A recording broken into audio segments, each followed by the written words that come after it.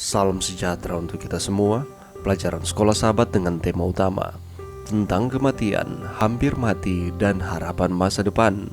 Pelajaran kelima, kebangkitan sebelum salib. Rabu, 26 Oktober. Anak perempuan Yairus. Kebangkitan-kebangkitan sebelum kematian dan kebangkitan Yesus sendiri tidak terbatas pada kelompok etnis atau kelas sosial tertentu. Musa mungkin adalah pemimpin umat Allah yang terbesar yang pernah ada. Sebaliknya, janda Fenisia yang malang bahkan bukan orang Israel. Wanita Sunem itu menonjol di komunitasnya, tetapi tetap saja bukan orang Ibrani. Janda di Nain hanya memiliki satu anak laki-laki yang mungkin menjadi saudaranya. Sebaliknya, Yairus adalah seorang pemimpin sinagog, mungkin di Kapernaum. Terlepas dari latar belakang budaya atau status sosial mereka yang berbeda, mereka semua diberkati oleh Tuhan yang berkuasa memberi kehidupan. Bacalah Markus 5 ayat 21-24, 35-43. Apakah yang dapat kita pelajari tentang kematian dari sabda Kristus? Anak itu tidak mati, tetapi sedang tidur. Putri Yairus yang berusia 12 tahun terbaring sakit parah di rumah. Jadi, ia pergi kepada Yesus dan memohon kepadanya untuk datang ke rumahnya dan meletakkan tangan penyembuhannya di atasnya. Tetapi sebelum mereka bisa sampai di sana, seseorang sudah membawa berita sedih.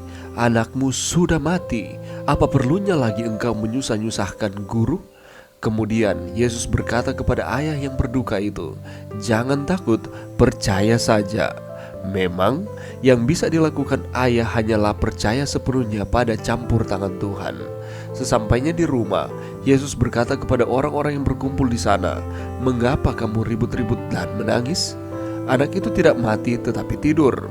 Mereka mengolok-olok dia karena pertama, mereka tahu bahwa dia sudah mati, dan kedua, mereka tidak memahami arti kata-katanya.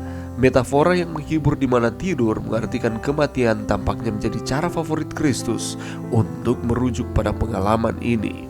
Kematian adalah tidur, tetapi ini adalah tidur nyenyak yang hanya dapat dibangunkan oleh si pemberi kehidupan yang agung, karena hanya dia yang memiliki kunci kubur. Di SDA Bible Commentary, jilid 5 halaman 609.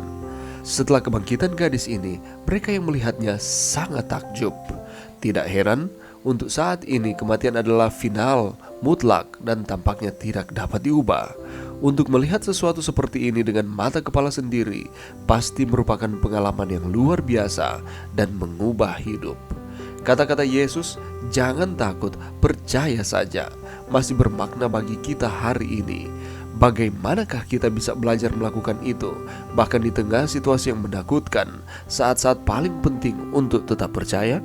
Pelajaran yang bisa kita dapatkan pada saat ini, firman Tuhan menyatakan di dalam Ibrani 11 ayat 1, iman adalah dasar dari segala sesuatu yang kita harapkan dan bukti dari segala sesuatu yang tidak kita lihat. Apa artinya ini?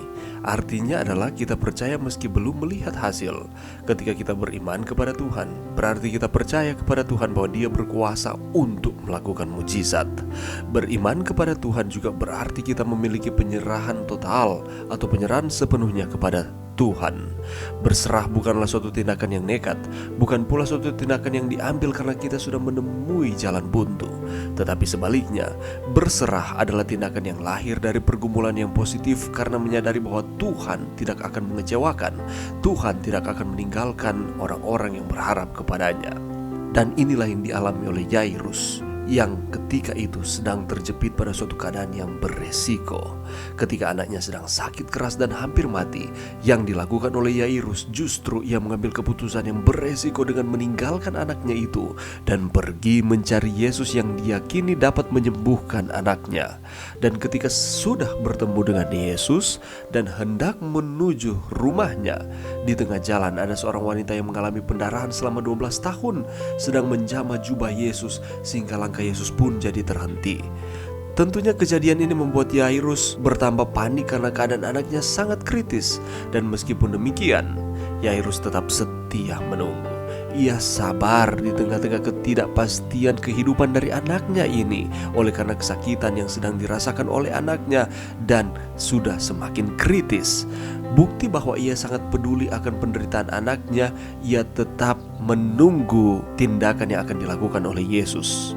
Namun, datang kabar dari keluarganya dan ini mengecewakan oleh karena anaknya akhirnya mati. Maka bisa saja Yairus menjadi marah dan kecewa kepada Tuhan Yesus karena ia tidak dapat segera datang ke rumahnya, karena Yairus lebih dahulu datang meminta bantuan kepada Yesus sebelum perempuan yang sakit pendarahan selama 12 tahun ini dalam tanda kutip menghalangi mereka, dan Yesus menyembuhkan terlebih dahulu perempuan yang mengalami pendarahan selama 12 tahun ini. Tapi yang Yairus lakukan adalah ia tetap beriman kepada Yesus di tengah-tengah kabar buruk yang ia dengar oleh karena anaknya sudah mati. Dan Yesus katakan bahwa anak ini tidak mati, ia hanya tidur. Kematian adalah tidur, tetapi ini adalah tidur yang nyenyak yang hanya dapat dibangunkan oleh si pemberi kehidupan yang agung, karena dia yang memiliki kunci kubur. Yesuslah sumber kehidupan, Yesuslah sumber keselamatan dan kebangkitan. Setelah kebangkitan gadis ini, mereka yang melihatnya sangat takjub. Itulah sebabnya Yesus berkata, "Jangan takut, percaya saja." Seringkali berita-berita negatif membuat kita goyah dan tidak lagi berserah penuh kepada Tuhan. Tetapi firman Tuhan pada saat ini lewat pengalaman Yairus memberikan pengharapan kepada kita bahwa Allah tidak meninggalkan umat-umatnya. Kita memiliki Allah sumber kehidupan yang akan memberikan kehidupan bagi mereka yang telah beristirahat di dalam tidur sementara ketika Tuhan datang kembali. Dan keselamatan menjadi bagian dari saudara dan saya. Belajar dari pengalaman Yairus. Jangan takut, percaya saja. Mari berdoa. Terima kasih Tuhan atas firman-Mu pada saat ini. Bantu kami Tuhan untuk kami tidak takut di dalam kehidupan kami. Bantu kami untuk kami terus percaya kepada Tuhan. Ini doa kami di dalam nama Yesus. Amin.